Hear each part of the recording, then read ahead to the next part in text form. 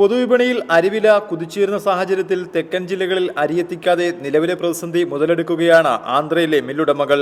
തെക്കൻ ജില്ലകളിൽ കൂടുതലായി ഉപയോഗിക്കുന്ന ജയ, സുലേഖ ഇനങ്ങൾ വടക്കൻ കേരളത്തിലും വിറ്റു തുടങ്ങിയതോടെയാണ് അരിക്ഷാമം രൂക്ഷമായത്. വാഗൺ വഴി അരി എത്തിക്കുന്നത് നിലച്ചതോടെയാണ് തെക്കൻ ജില്ലകളിലെ പ്രതിസന്ധി ഉടലെടുത്തത്.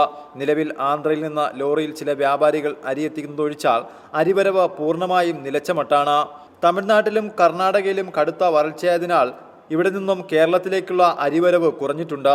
റേഷൻ കടകൾ വഴി അരി വിതരണം ചെയ്യാൻ സാധിക്കാത്ത സാഹചര്യവും തിരിച്ചറിഞ്ഞാണ് ആന്ധ്രയിലെ മില്ലുടമകൾ കൃത്രിമ പ്രതിസന്ധി സൃഷ്ടിക്കുന്നത്. സർക്കാർ മില്ലുടമകളുമായി ചർച്ച ചെയ്ത് പ്രതിസന്ധി പരിഹരിക്കണമെന്നാണ് മൊത്തവ്യാപാരികളുടെ ആവശ്യം. സബ്സിഡിക്കണ്ടായിട്ട് ഇപ്പോൾ ആന്ധ്ര ജയ ഇല്ലെങ്കിൽ നമുക്ക് വേറെ എവിടെന്നെങ്കിലും ഒരു അരി കൊണ്ടുവന്ന് വിൽക്കാമെന്ന് പറ്റാൻ യാതൊരുവിധ സബ്സിഡിക്കൻ്റ് വഴികളില്ലാതായിപ്പോയി. അപ്പോൾ ഇവരെ മാത്രം നമുക്ക് ഡിപ്പെൻഡ് ചെയ്യേണ്ടിയിരിക്കുന്നത്. അപ്പോൾ ആ ഡിപ്പെൻഡ് ചെയ്യേണ്ടിയിരിക്കുന്നത് കൊണ്ട് അവരുമായിട്ട് ഒരു ചർച്ച കഴിഞ്ഞ ഓണത്തിന് ഏതുപോലും സിവിൽ സപ്ലൈസ് കമ്മീഷണറുടെ സാന്നിധ്യത്തിൽ മീറ്റിംഗ് അത്യാവശ്യമായിട്ട് വിളിച്ച് കൂട്ടിയാൽ വളരെ ഫലവത്തായിരിക്കും. അരിപ്രതിസന്ധിക്ക് പരിഹാരം കണ്ടില്ലെങ്കിൽ വരും ദിവസങ്ങളിൽ രൂക്ഷമായ ഭക്ഷ്യധാന്യക്ഷാമമായിരിക്കും തെക്കൻ കേരളത്തിൽ അനുഭവപ്പെടുക. റിപ്പോർട്ടർ, കൊല്ലം.